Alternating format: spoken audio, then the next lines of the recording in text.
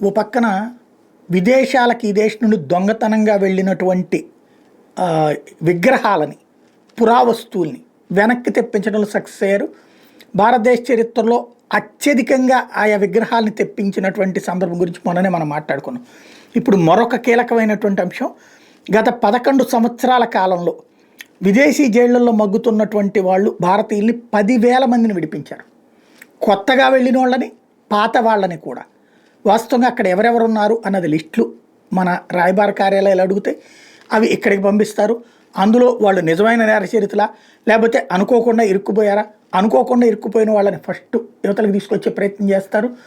ఆ దేశపు చట్టాలు తెలియక ఇరుక్కుపోయినటువంటి వాళ్ళు, కేసులు ఇరుక్కుపోయినటువంటి వాళ్ళు, ఇక్కడ స్వేచ్ఛగా ఉంటుంది, అక్కడ స్వేచ్ఛ ఉండదు, అట్లా ఇరుక్కుపోయిన వాళ్ళని రెండో దశలో తీసుకొస్తారు. అక్కడ తప్పు చేసి ఇరుక్కుపోయినటువంటి వాళ్ళ విషయంలో మాత్రం కాస్త చూసి చూడనట్టు వెళ్తున్నారు. అవసరమైతే సీరియస్గా ఇన్వాల్వ్ అవుతున్నారు, లేకపోతే పట్టించుకోవట్లేదు. టోటల్గా అయితే 11,000 మందిని 10,000 మందిని భారతీయుల్ని ఈ విధంగా విడిపించారన్నట్టు లెక్క తేలుతోంది.